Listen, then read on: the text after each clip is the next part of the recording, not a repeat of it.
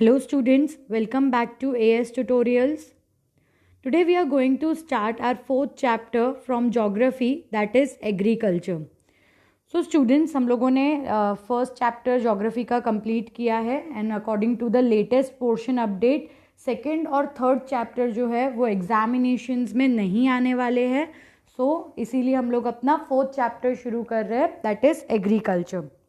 So students, we all know that India is an agricultural nation. Correct. Since independence अगर हम लोग India को describe करते हैं तो India is considered to be the agricultural nation. India के अंदर आज भी हम लोगों ने अपने इकोनॉमिक्स के चैप्टर में देखा था दैट इवन टुडे, मतलब इंडिपेंडेंस के इतने ईयर्स के बाद भी सबसे ज़्यादा एम्प्लॉयमेंट अगर जनरेट हो रहा है तो वो कौन से सेक्टर में जनरेट हो रहा है?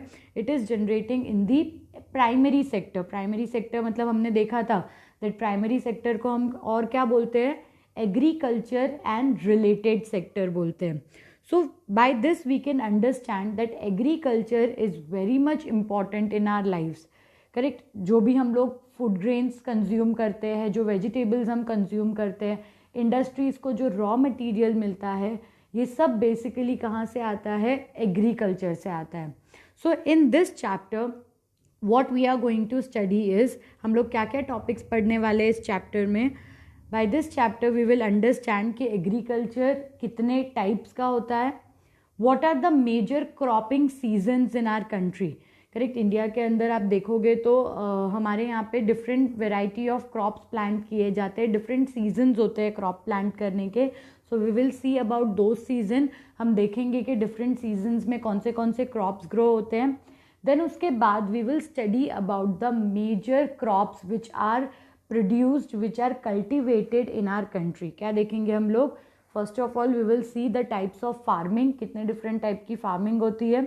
Secondly we will see about the cropping pattern या क्रॉपिंग सीजन हम कह सकते हैं उसे.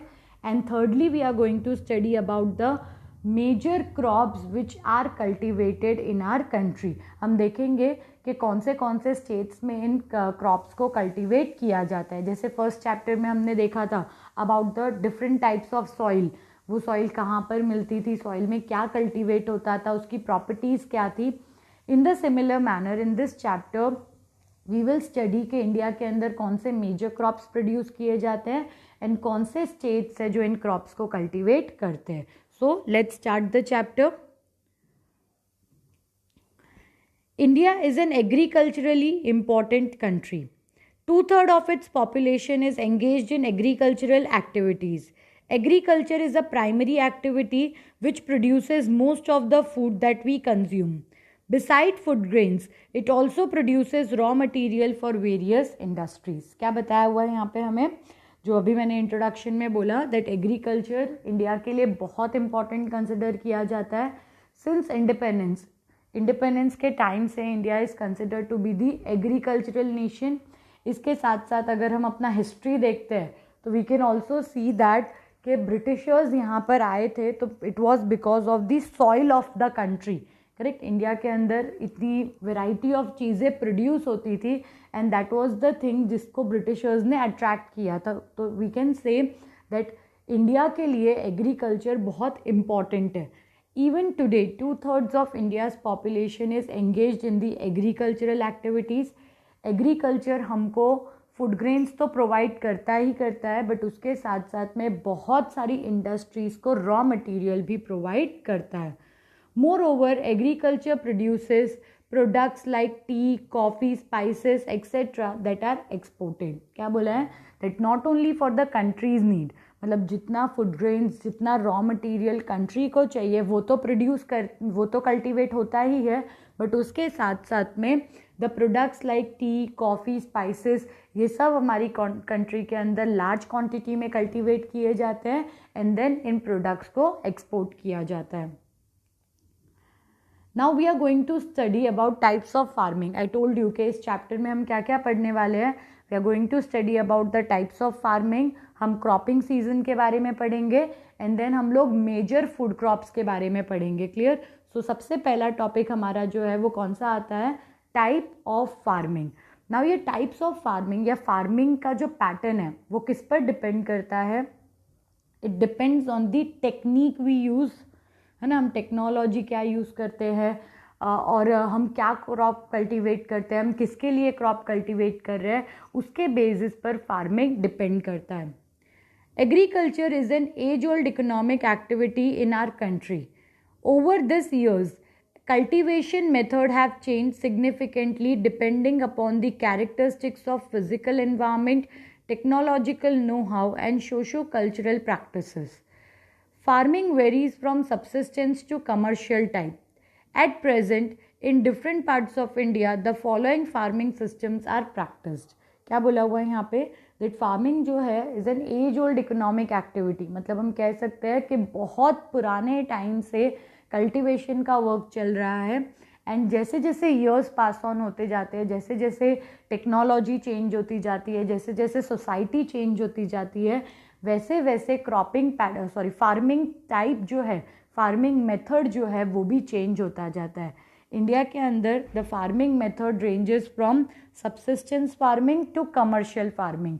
सो हम देखेंगे कि बेसिकली ये सबसिस्टेंस फार्मिंग क्या है, कमर्शियल फार्मिंग क्या है, एंड हम देखेंगे दैट इंडिया के अंदर फार्मर्स कौन सा टाइप प्रैक्टिस कर रहे हैं.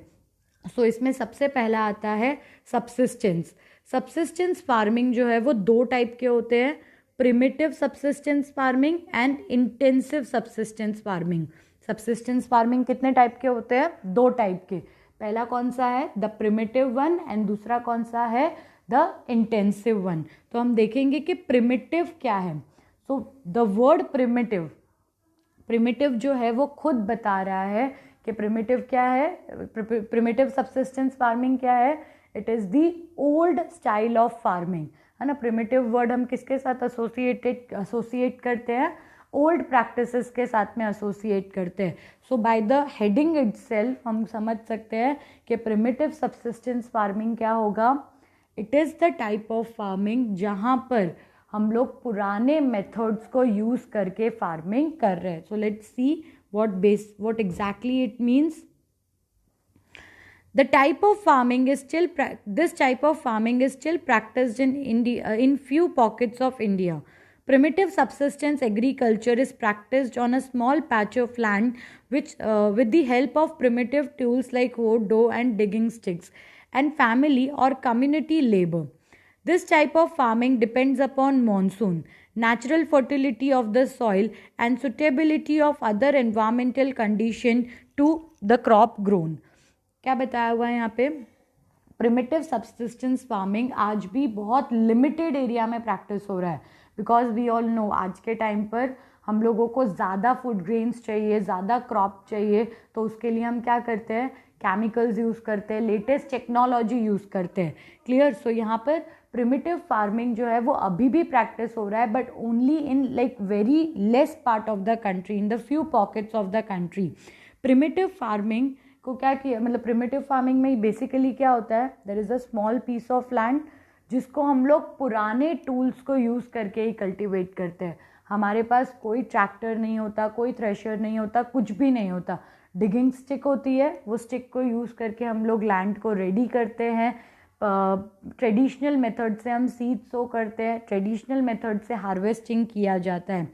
यहाँ पर लेबर जो है, मतलब एग्रीकल्चरल फील्ड में काम करने के लिए जो हमको लोग चाहिए, इवन वो लेबर भी कौन प्रोवाइड करता है, द फैमिली मेम्बर्स. मतलब हम आउटसाइडर्स को भी यहाँ पे अपॉइंट नहीं करते. ये फार्मिंग कम्प्लीटली किस पे डिपेंड करती है, मॉनसून पर डिपेंड करती है. अगर बारिश प्रॉपर हुई और टाइमली हुई तो फिर ये क्रॉप प्रोड्यूस होगा, वरना there are chances of crop failures. Nextly यहाँ पर केमिकल फर्टिलाइजर्स यूज़ नहीं किए जाते. सी क्या दिया हुआ है प्रिमिटिव फार्मिंग के बारे में हमें, that primitive farming depends upon the monsoon. यहाँ पर सिर्फ और सिर्फ नेचुरल फर्टिलाइजर्स, मतलब केमिकल फर्टिलाइजर्स हम यहाँ पर यूज़ नहीं करते. सॉइल की नेचुरल फर्टिलिटी रिगेन होती है एंड देन उसके बाद हम लोग क्रॉप्स ग्रो करते हैं. यहाँ पर कोई भी मॉडर्न मेथड या मॉडर्न टेक्निक यूज़ नहीं होती है. It is a slash and burn agriculture. Farmers clear a patch of land and produce cereals and other food crops to sustain their family. When the soil fertility decreases, the farmers shift and clear a fresh patch of land for cultivation. This type of shifting allows nature to replenish the fertility of soil through natural process. Land productivity in this type is low as the farmer do not use fertilizers or the other modern inputs. It is known by different names in different parts of the country. क्या बताया हुआ है यहाँ पे अभी अपने को that primitive farming में it is a type slash and burn agriculture. इसमें क्या होता है, फार्मर्स जो है वो एक लैंड के पीस को क्लियर करते हैं, उसकी फर्टिलिटी अच्छी होती है उस टाइम पर, वो कुछ ईयर्स वहाँ पर प्रोडक्शन करते हैं एंड देन जब उसकी फर्टिलिटी लो हो जाती है तो उस लैंड को रेस्ट करने के लिए छोड़ देते हैं.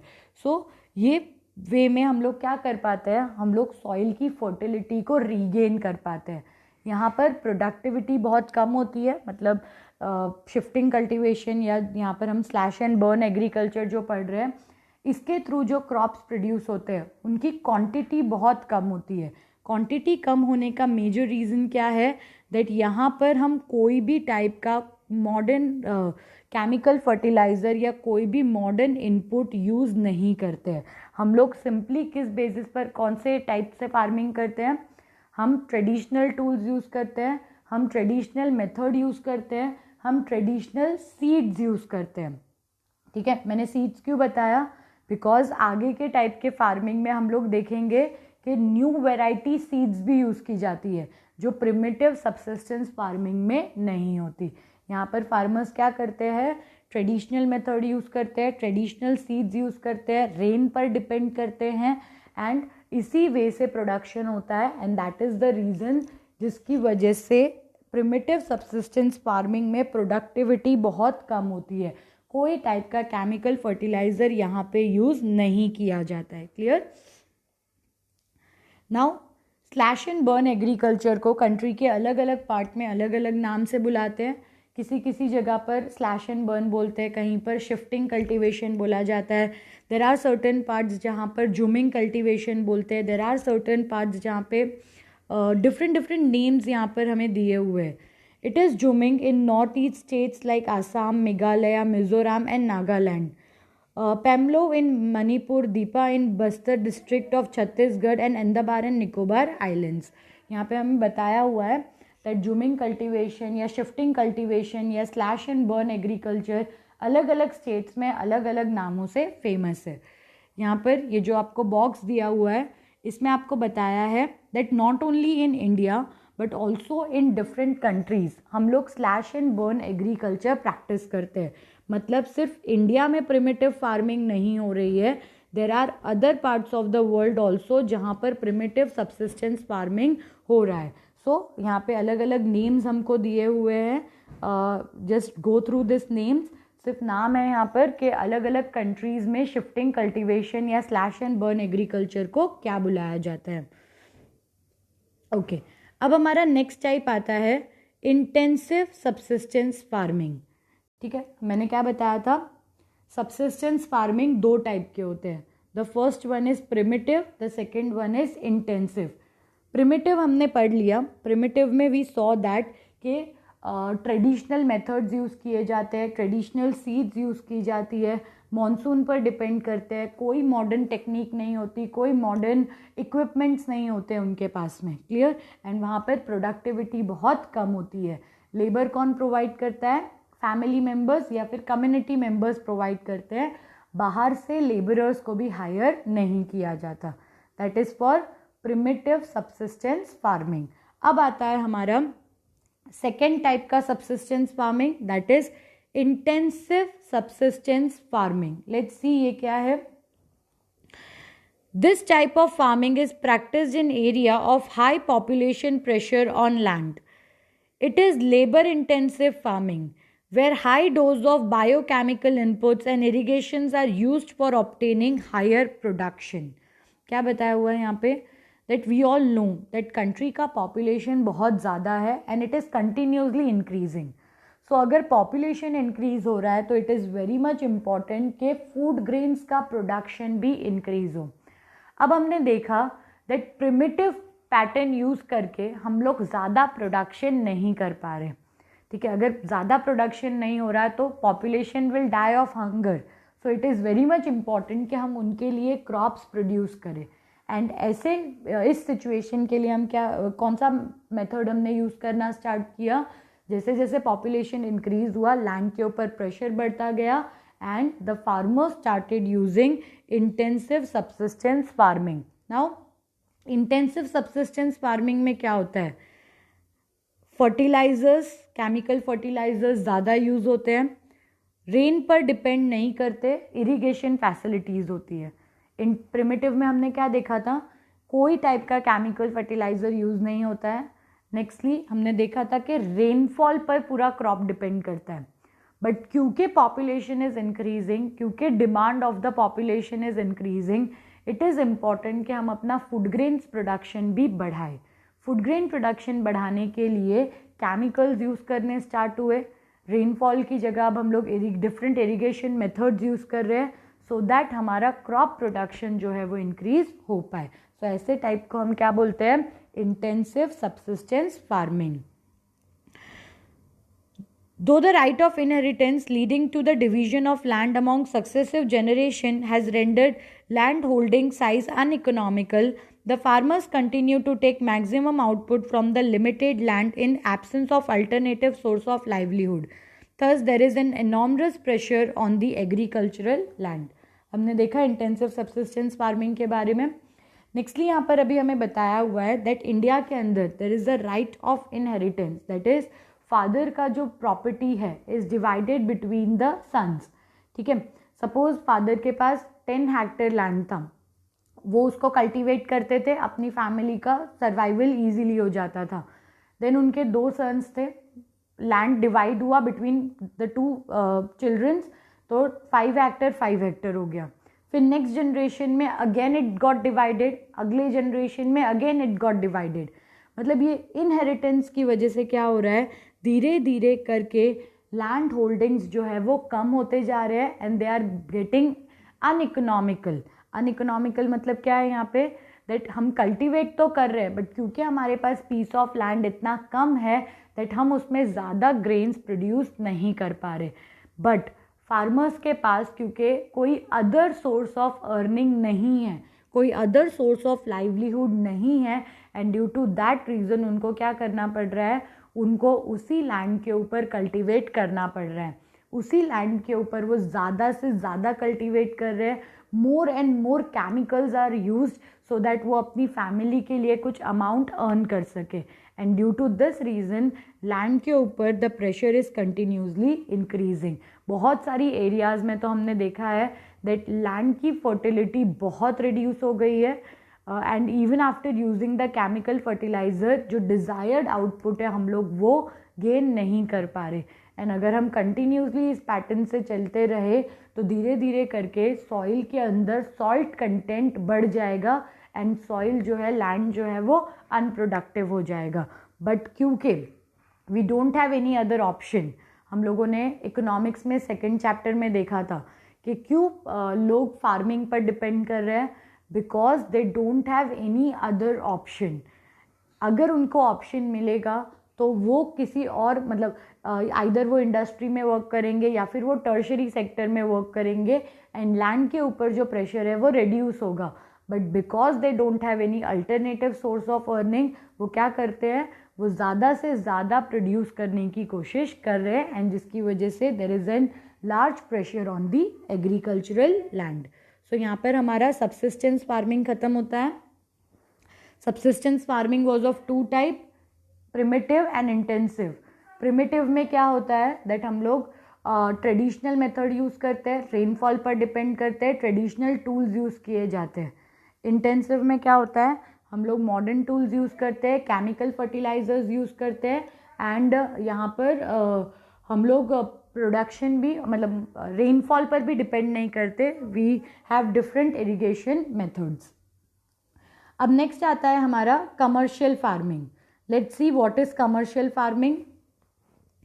The main characteristic of this type of farming is the use of high dosage of modern inputs. Example, high yield variety seeds, chemical fertilizer, insecticides, pesticides in order to obtain higher productivity. The degree of commercialization of agriculture varies from one region to another. For example, rice is a commercial crop in Haryana and Punjab, but in Odisha it is a subsistence crop. यहाँ पे क्या बताया हुआ है, commercial farming में क्या होता है, हम लोग यहाँ पे मॉडर्न मेथड्स यूज़ करते हैं. सीड्स भी कौन सी यूज़ होती है, HYV सीड्स यूज़ होती है.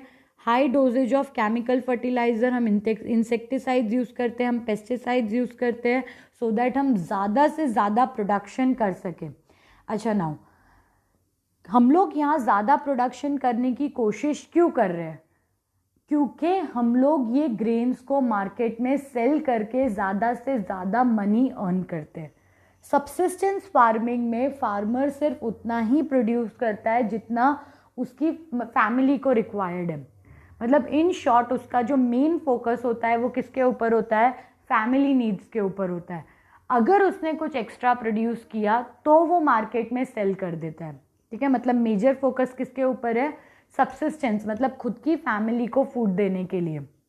ठीक है, कमर्शियल में फूड ग्रेन्स प्रोड्यूस ही क्यों किए जाते हैं, मार्केट में सेल करने के लिए.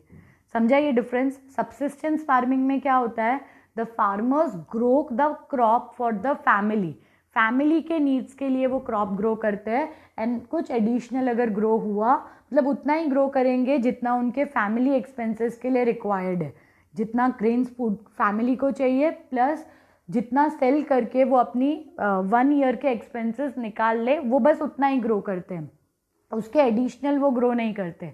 बट कमर्शियल फार्मिंग में क्रॉप ग्रो ही क्यों किया जाता है, फॉर द मार्केट. ठीक है, मार्केट के लिए ग्रो करते हैं, इसलिए केमिकल फर्टिलाइजर्स ज़्यादा यूज़ होते हैं, HYV सीड ज़्यादा यूज़ होते हैं. मतलब कमर्शियल फार्मिंग में हम लोग हर वो टेक्निक यूज़ करते हैं जिससे ज़्यादा से ज़्यादा प्रोडक्शन हो सके, मतलब प्रोडक्टिविटी इंक्रीज हो सके. ओके.